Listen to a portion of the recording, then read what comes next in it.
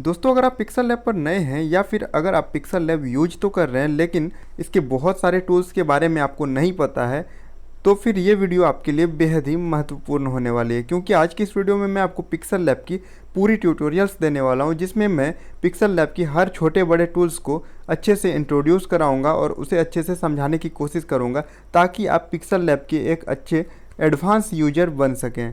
तो नमस्कार दोस्तों, मैं हूं प्रेम और आज के इस वीडियो में मैं आपको पिक्सल लैब की हर उस छोटी बड़ी जानकारी को बहुत ही बारीकी से समझाने वाला हूं, जो कि आपको एक एडवांस यूजर बनाने वाला है। तो चलिए करते हैं वीडियो को स्टार्ट। तो दोस्तों, जैसे ही आप अपने पिक्सल लैब को ओपन करते हैं, आपके सामने कुछ इस प्रकार का इंटरफेस आपको देखने को मिलेगा। यहाँ आपको ऊपर की ओर नीली पट्टी में कुछ टूल्स और नीचे की ओर दाईं तरफ 4 टूल्स देखने को मिलते हैं। तो सबसे पहले मैं आपको इन चारों टूल्स को इंट्रोड्यूस कराने वाला हूँ, उसके बाद ऊपर के सारे टूल्स को एक एक कर इंट्रोड्यूस कराता रहूँगा। तो चलिए सबसे पहले अपने पहले टूल की ओर चलते हैं, और ये टूल है 3 रिंग्स वाला जो आपको दिख रहा है। इस टूल्स में आपको बहुत सारे डिफ़ॉल्ट बैकग्राउंड देखने को मिलते हैं जो आपको दाईं तरफ दिख रही होंगी। इनमें से आपको जो भी बैकग्राउंड सेलेक्ट करना हो आप यहाँ से सेलेक्ट कर लें। उसके बाद आप यहाँ से अपने टेक्स्ट को एडिट कर या फिर अपने जिस भी चीज़ को डिज़ाइन करना चाहते हैं या फिर बनाना चाहते हैं वो यहाँ से आप बना सकते हैं। तो ये चीज़ें आपको समझ में आ गई होगी। अब चलते हैं अपने नेक्स्ट टूल लेटर टूल पर। जैसे ही लेटर टूल पर आते हैं तो हमें यहाँ बहुत सारे ऑप्शंस देखने को मिल जाते हैं। इन ऑप्शंस को हम एक एक कर समझते हैं। तो सबसे पहले हम आते हैं स्टाइल्स में। स्टाइल्स पर आने के बाद हमें यहाँ 2 ऑप्शन मिलते हैं, ब्राउज और सेव का। ब्राउज करने के बाद हमें कुछ डिफ़ॉल्ट स्टाइल देखने को मिलते हैं, और अगर हमने कुछ अपना स्टाइल सेव करके रखा होता है तो वो माई स्टाइल सेक्शन में देखने को मिल जाएगा। तो हम आते हैं डिफ़ॉल्ट स्टाइल पर और यहाँ से कोई एक स्टाइल को सेलेक्ट कर लेते हैं। जैसे मैं अभी सैम्पल के रूप में इसे सेलेक्ट कर लेता हूँ, तो देखिए मेरे टेक्स्ट की जो स्टाइल है वो चेंज हो चुकी है। अब चलते हैं अपने नेक्स्ट टूल एडिट पर। इस टूल के द्वारा हम अपने टेक्स्ट को एडिट कर पाएंगे। मैं इस टेक्स्ट को एडिट कर कुछ भी लिख लेता हूँ। जैसे मैं फ़िलहाल यहाँ लिख लेता हूँ यूट्यूब। अभी देखिए मेरी ये टेक्स्ट एडिट होकर यहाँ पर यूट्यूब लिखा गया है। अब चलते हैं अपने नेक्स्ट टूल डिलीट पर। जैसा कि आप सबको पता होगा, डिलीट टूल के द्वारा हम अपने टेक्स्ट या किसी भी ऑब्जेक्ट को डिलीट कर सकते हैं। तो मैं इसे डिलीट कर देता हूँ। देखिए ये डिलीट हो चुकी है। अगर वापस हमें अपने टेक्स्ट को ऐड करना हो तो हम यहाँ इस प्लस वाले आइकन पर आकर अपने टेक्स्ट को एडिट कर सकते हैं। तो चलिए दोस्तों, अब चलते हैं अपने नेक्स्ट टूल पर, वो है कॉपी। कॉपी टूल के द्वारा हम अपने टेक्स्ट को कॉपी कर सकते हैं, जिसके बाद हमें सेम टू सेम इसकी एक डुप्लीकेट सामने मिल जाएगी। फिलहाल मुझे इसकी ज़रूरत नहीं है, मैं इसे डिलीट कर लेता हूँ। अब चलते हैं अपने नेक्स्ट टूल टू फ्रंट और टू बैक पर। तो इस टूल के द्वारा जब हम बहुत सारे लेयर को यूज करते हैं तो उसमें अपने किसी भी ऑब्जेक्ट को टू फ्रंट टूल के द्वारा सबसे ऊपर वाले पेज पर और टू बैक टूल के द्वारा सबसे निचले वाले लेयर पर ले जा सकते हैं। तो ये चीज़ें आपको आगे अच्छे से समझ में आएगी। फिलहाल चलते हैं अपने नेक्स्ट टूल पर। नेक्स्ट टूल है हमारा पोजीशन। पोजीशन टूल के द्वारा हम अपने टेक्स्ट के पोजीशन को लेफ़्ट राइट या फिर अप डाउन कर सकते हैं, और यहाँ हम पिक्सल में इसकी स्पीड को घटा या बढ़ा भी सकते हैं। सबसे खास बात इसकी ये है कि यहाँ हम 1 पिक्सल में अपने टेक्स्ट को बहुत ही स्लो मोशन में मूव कर सकते हैं, लेफ़्ट राइट या अप डाउन। अब चलते हैं अपने नेक्स्ट टूल रिलेटिव पोजीशन पर। रिलेटिव पोजीशन के द्वारा हम टेक्स्ट या ऑब्जेक्ट के स्थान को लेफ़्ट राइट अप डाउन या फिर सेंटर में बहुत ही ईजी तरीके से कर सकते हैं। तो उम्मीद है ये टूल आपको समझ में आ गई होगी। अब चलते हैं अपने नेक्स्ट टूल साइज पर। साइज में आपको बताने की ज़रूरत है नहीं, इसके द्वारा हम अपने टेक्स्ट के साइज को घटा या बढ़ा सकते हैं। अब चलते हैं अपने नेक्स्ट टूल पैडिंग पर। इस टूल के द्वारा आप अपने टेक्स्ट के लेफ़्ट या राइट में पैडिंग को घटा या बढ़ा सकते हैं। पैडिंग का मीनिंग ये होता है कि आपकी टेक्स्ट तो वैसे ही रहेगी, लेकिन आपके टेक्स्ट की जो बैकग्राउंड उसके स्पेस को आप घटा या बढ़ा सकते हैं। अब चलते हैं अपने नेक्स्ट टूल कलर पर। कलर के द्वारा आप अपने टेक्स्ट के कलर को चेंज कर पाएंगे। आपको जो भी कलर चूज करना हो वो यहाँ से आप चूज कर सकते हैं। तो कलर में आपको 2 तरह की कलर देखने को मिलेंगे, एक सॉलिड कलर और दूसरा है ग्रेडियंट। ग्रेडियंट में एक बहुत ही अच्छा इफेक्ट आपके टेक्स्ट पर देखने को मिलेगा। आपको यहाँ बहुत सी डिफ़ॉल्ट ग्रेडियंट कलर भी मिल जाएगी, और प्लस पर क्लिक करने के बाद आप इसे अपने तरीके से भी कस्टम कर पाएंगे। जैसे मैं इसे ऐसे कस्टम करना चाहूँ तो कस्टम कर सकता हूँ, और कलर पे जाने के बाद आप इसे अपने अकॉर्डिंग कलर को भी चूज कर सकते हैं और यहाँ से इसे कस्टमाइज कर सकते हैं। तो देखिए ये कितना एक अच्छा सा इफ़ेक्ट मेरे टेक्स्ट पर देखने को मिल रहा है। तो इस प्रकार आप यहाँ से अपने टेक्स्ट के कलर को चूज कर सकते हैं। अब चलते हैं अपने नेक्स्ट ऑप्शन टेक्सचर पर। टेक्सचर टूल के द्वारा हम अपने टेक्स्ट में किसी भी इमेज को इंसर्ट कर पाएंगे। जैसे मैं एक इमेज को भी फ़िलहाल सेलेक्ट कर रहा हूँ, कोई भी इमेज एक सेलेक्ट कर लेता हूँ। जैसे मैं इस वाली इमेज को सेलेक्ट करता हूँ तो देखिए मेरे टेक्स्ट में इस इमेज की टेक्सचर देखने को मिलने लगी है। अगर मैं इसमें रेशियो को इनेबल करता हूँ तो मेरे टेक्स्ट में रेशियो इनेबल हो जाएगी इस इमेज की। इसके स्केल को भी हम घटा बढ़ा सकते हैं। अगर मैं इस टेक्स्ट से इस इमेज को डिलीट करना चाहूँ तो मैं इस डिलीट वाले ऑप्शन से इसे डिलीट भी कर सकता हूँ। अब चलते हैं अपने नेक्स्ट टूल कैपेसिटी पर। कैपेसिटी टूल के द्वारा आप अपने टेक्स्ट के कैपेसिटी को घटा या बढ़ा सकते हैं। और अगर आप यहाँ से इफेक्ट शैडो को इनेबल करते हैं तो आपके टेक्स्ट में शैडो इनेबल हो जाएगा। अब चलते हैं नेक्स्ट टूल रोटेट पर। जैसा कि आपको पता होगा रोटेट टूल के द्वारा आप अपने टेक्स्ट को किसी भी एंगल में रोटेट कर सकते हैं। अब मास्क पर आते हैं। इस टूल के द्वारा आप अपने टेक्स्ट के किसी भी एक प्रॉपर पार्ट को एक प्रॉपर वे में रिमूव कर सकते हैं, या फिर इसे यूं कहें कि इसे डिलीट कर सकते हैं। जिस भी शेप में आपको इसे डिलीट करना हो आप उस शेप में अपने टेक्स्ट को डिलीट कर सकते हैं। देखिए मेरा ये टेक्स्ट यहाँ से डिलीट हो चुका है। इसी प्रकार अगर आप आउट में करते हैं तो ये टेक्स्ट के आउट में करता है, और अगर आप मास्क के इन में करना चाहते हैं डिलीट तो ये मास्क के इन में डिलीट करेगा। यहाँ आपको बहुत सारे ऑप्शन भी देखने को मिल जाते हैं, आप यहाँ से इन ऑप्शंस को ट्राई कर सकते हैं। तो फिलहाल मैं अभी इसे ऐसे ही रहने देता हूँ। अब चलते हैं अपने नेक्स्ट टूल फ़ॉन्ट पर। इस टूल के द्वारा आप अपने टेक्स्ट के फ़ॉन्ट को चेंज कर पाएंगे। यहाँ आपको बहुत सारी डिफ़ॉल्ट फ़ॉन्ट देखने को मिलती है, आप यहाँ पर कोई सा भी एक फ़ॉन्ट चूज कर सकते हैं। मेरी जो फेवरेट फ़ॉन्ट है वो है आर्म रेसलर, मैं इसे यूज करता हूँ अक्सर। और अगर आप चाहें तो यहाँ से कुछ अपने फ़ॉन्ट को भी ऐड कर सकते हैं। माई फ़ॉन्ट्स पर आकर यहाँ पर आप अपने फ़ॉन्ट्स को भी ऐड कर सकते हैं, जैसा कि मैंने कर रखा है। और इसे कैसे ऐड करना है इस चीज़ की वीडियो मैंने डिस्क्रिप्शन में इस वीडियो की लिंक दे रखी है, चाहें तो आप वहां से इसे देखकर सीख सकते हैं।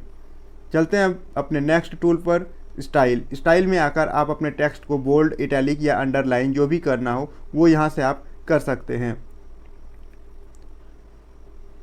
उम्मीद है आपको ये चीज़ें समझ में आ गई होंगी। अब चलते हैं अपने नेक्स्ट टूल कर्व पर।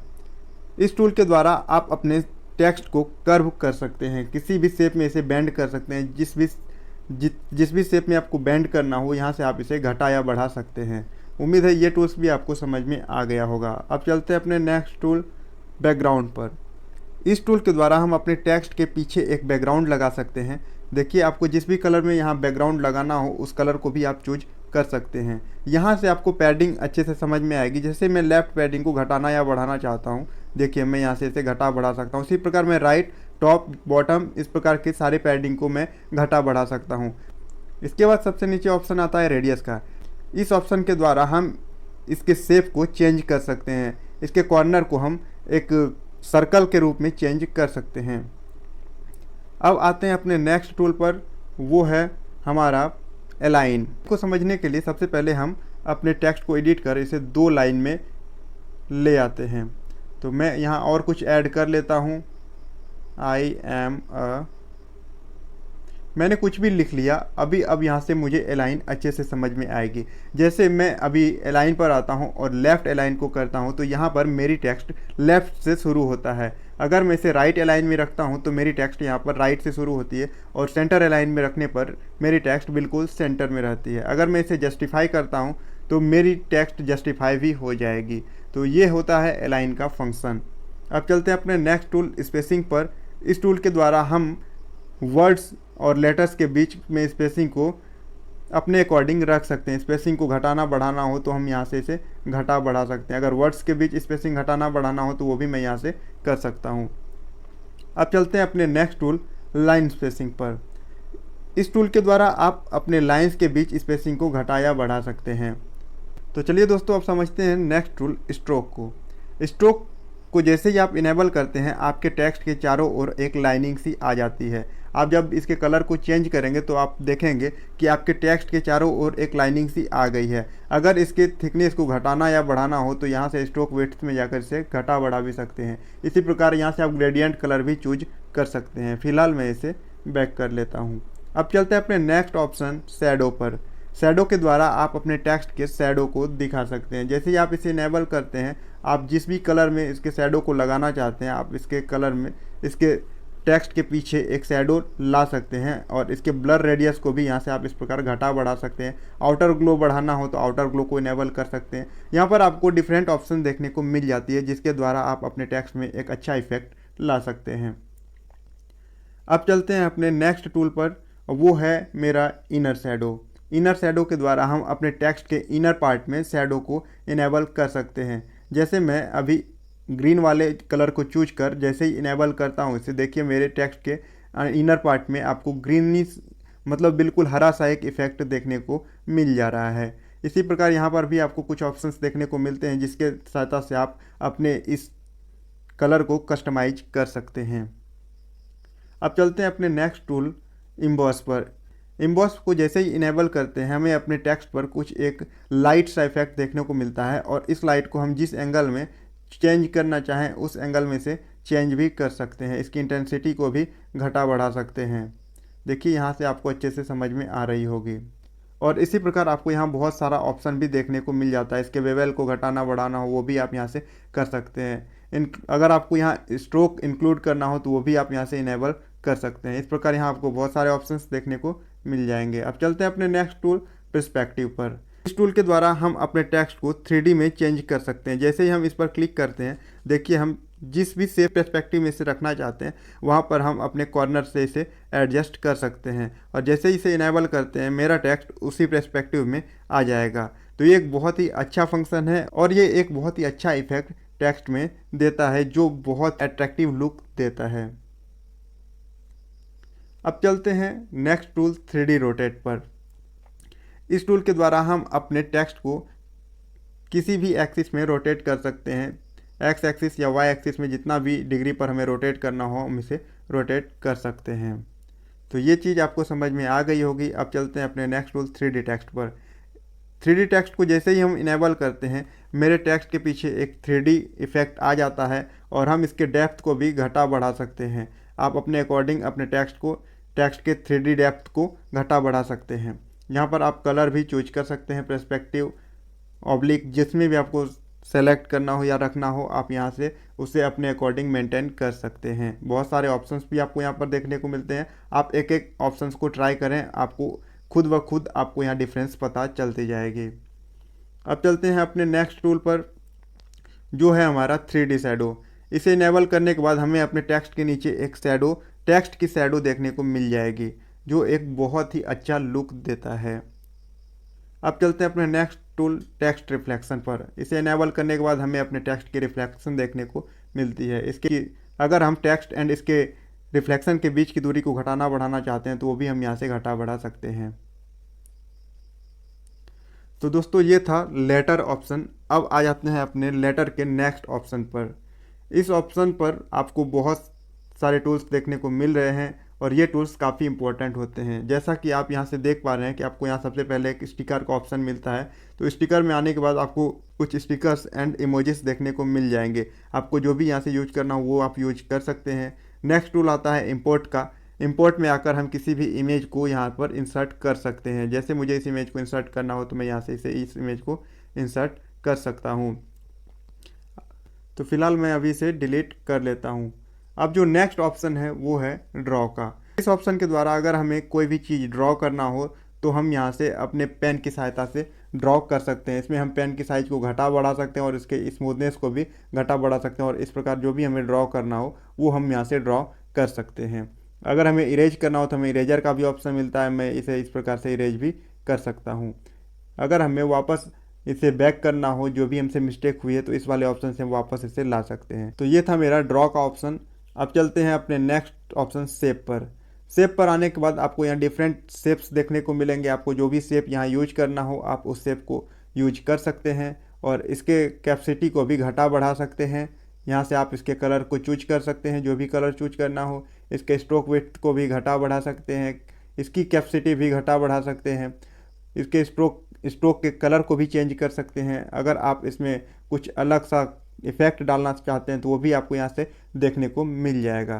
तो चलिए दोस्तों अब चलते हैं अपने नेक्स्ट टूल पर, और वो है एरो टूल। एरो टूल के द्वारा आपको यहाँ बहुत सारा एरो देखने को मिल जाता है। आपको जहाँ भी अगर एरो यूज करना हो तो इस टूल के द्वारा आप एरो को यूज कर सकते हैं। इसके साइज को भी घटा बढ़ा सकते हैं। फिलहाल मैं इसे डिलीट कर देता हूँ।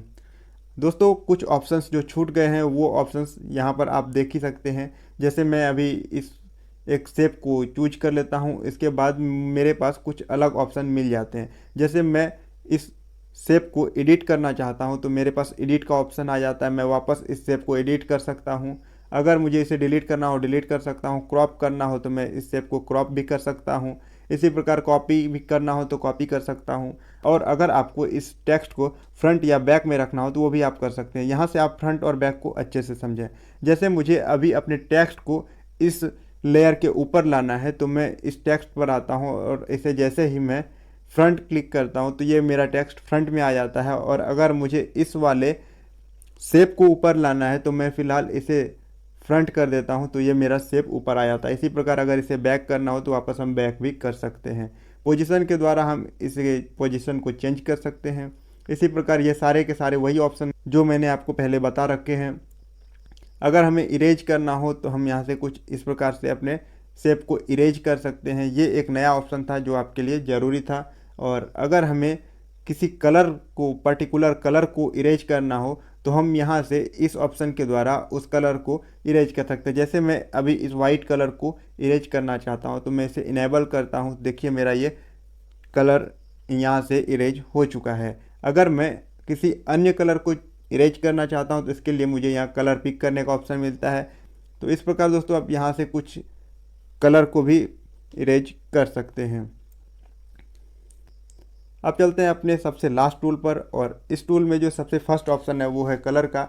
इसके द्वारा हम अपने बैकग्राउंड के कलर को चेंज कर सकते हैं या फिर से ट्रांसपेरेंट रखना हो तो इसे ट्रांसपेरेंट कर सकते हैं। इमेज के साइज़ को घटाना बढ़ाना हो तो आप यहाँ इसे अपने अकॉर्डिंग इसे चेंज भी कर सकते हैं। अब आते हैं अपने नेक्स्ट टूल पर और वो है इमेज। इमेज में आपको कुछ डिफ़ॉल्ट इमेज देखने को मिल जाती है जो भी आपको अपने बैकग्राउंड में यूज करना हो यहाँ से आप उस इमेज को यूज कर सकते हैं। इसी प्रकार अगर आपको अपने गैलरी से कोई बैकग्राउंड इमेज यूज करना हो तो आप इसे फ्रॉम गैलरी में जाके उस बैकग्राउंड इमेज को भी सेलेक्ट करके यहाँ यूज कर सकते हैं। अब चलते हैं अपने सबसे ऊपर वाले टूल्स पर। सबसे पहले आपको यहाँ एक पेन का टूल मिल जाता है। पेन का टूल मैंने आपको बता ही दिया है कि ये आपको एडिट करने का ऑप्शन देता है। इसके बाद आपको कॉपी का ऑप्शन मिल जाता है। इसके बाद आपको टेक्स्ट का ऑप्शन मिल जाता है। और रोटेट करना हो यहाँ पर आपको कुछ शॉर्टकट्स मिल जाते हैं जहाँ से कि आप काम करते करते बहुत ही जल्दी किसी भी ऑप्शन को यहाँ से चूज कर सकते हैं। इसके बाद आपको डिलीट का ऑप्शन मिलता है। मुझे अगर टेक्स्ट को डिलीट करना हो तो मैं यहाँ से इसे डिलीट कर सकता हूँ। अब चलते हैं अपने नेक्स्ट टूल पर। ये टूल है बैक का। मान लीजिए मैंने अभी कोई काम किया और वापस मुझसे कोई गलती हो गई तो मैं अगर पिछले वाले काम पर जाना चाहता हूँ तो ये मेरा बैक टूल मुझे वहाँ पहुँचाने में मदद करता है। अब चलते हैं नेक्स्ट टूल पर। यह है मेरा जूम का। जूम टूल के द्वारा हम अब जूम करके वापस इसे वहीं पर सेट कर सकते हैं। उसके बाद कोई भी काम कर सकते हैं। अब वापस अगर हमें जूम आउट करना हो तो हम इसे जूम आउट भी कर सकते हैं। अगला जो टूल है वो है ग्रिड। ग्रिड के द्वारा हम यहाँ ग्रिड की लाइनिंग को सेट कर सकते हैं। अब नेक्स्ट टूल है वो है लेयर का ऑप्शन। लेयर के ऑप्शन द्वारा आपको यहाँ जो भी लेयर आपने बना रखे हैं वो सारी लेयर आपको एक एक करके यहाँ देखने को मिल जाएगी। अब चलते हैं अपने नेक्स्ट टूल प्लस पर। यहाँ पर आप टेक्स्ट ऐड कर सकते हैं, करंट डेट, स्टिकर या फिर बहुत सारे ऑप्शन आपको यहाँ देखने को मिलते हैं। वो सारी चीज़ों को आप यहाँ से ऐड कर सकते हैं। अब जो नेक्स्ट टूल है वो है मेरा सेव का। अब हम इसे अपने प्रोजेक्ट के रूप में भी सेव कर सकते हैं या फिर अगर आपकी प्रोजेक्ट फाइनल हो चुकी है तो आप इसे एक इमेज के रूप में भी सेव कर सकते हैं। जैसे ही हम इमेज के रूप में सेव करते हैं तो हमारे पास यहाँ बहुत सारे ऑप्शंस मिल जाते हैं। इमेज फॉर्मेट, अगर मुझे जेपीजी या पीएनजी जो रखना हो वो रख सकते हैं। डायमेंशन जो भी रखना हो वो रख सकते हैं। क्वालिटी जो भी रखना हो वो रख सकते हैं। तो इस प्रकार यहाँ से आप सेव कर सकते हैं अपने इमेज को। अब जो हमारा ऑप्शन है वो है नेक्स्ट शेयर का ऑप्शन। इससे भी हम अपने इमेज को गैलरी में सेव कर पाएंगे। और उसके साथ ही साथ हमें बगल में एक शेयर का भी बटन मिल जाता है जिसके द्वारा हम अपने प्रोजेक्ट या इमेज को जिस भी जगह पर शेयर करना चाहते हैं वो हम शेयर कर सकते हैं। इसके बाद जो नेक्स्ट टूल है वो है कोट्स का। यहाँ आपको कुछ डिफ़ॉल्ट कोट्स देखने को मिल जाएंगे। यहाँ से आप कोट्स को डायरेक्ट सेलेक्ट कर सकते हैं। अब नेक्स्ट टूल है हमारा 3 डॉट। सबसे अंतिम टूल है ये और यहाँ पर आपको बहुत सारे ऑप्शंस देखने को मिलते हैं, जैसे use image from gallery, full screen, use image from camera, export image. ये सारी चीज़ें आपको पता ही है, ये सारी की सारी चीज़ें वही है जो मैंने आपको पहले बता रखी है। बस यहाँ पर एक जगह आपको व्यवस्थित रूप में ये देखने को मिल जाता है। अगर आपको पिक्सल लैब को एग्जिट करना हो तो आप यहाँ से पिक्सल लैब से एग्जिट हो सकते हैं। तो दोस्तों ये थे पिक्सल लैब की कुछ महत्वपूर्ण जानकारी। मैंने कोशिश की है इस छोटे से ट्यूटोरियल्स में हर एक इम्पोर्टेंट टूल्स को बताने की। तो अगर आपको ये वीडियो अच्छी लगी हो तो वीडियो को लाइक करें, शेयर करें, और अगर आप चैनल पर नए आए हैं तो मेरे इस चैनल को सब्सक्राइब भी करें। अगर आपकी कोई क्वेरी हो या फिर कुछ भी आपको जानकारी हासिल करना हो तो आप हमें कमेंट भी कर सकते हैं। तो चलिए दोस्तों, मिलते हैं फिर अगले वीडियो में कुछ इसी प्रकार की नई जानकारी के साथ। तब तक के लिए बने रहें मेरे साथ। धन्यवाद। जय हिंद।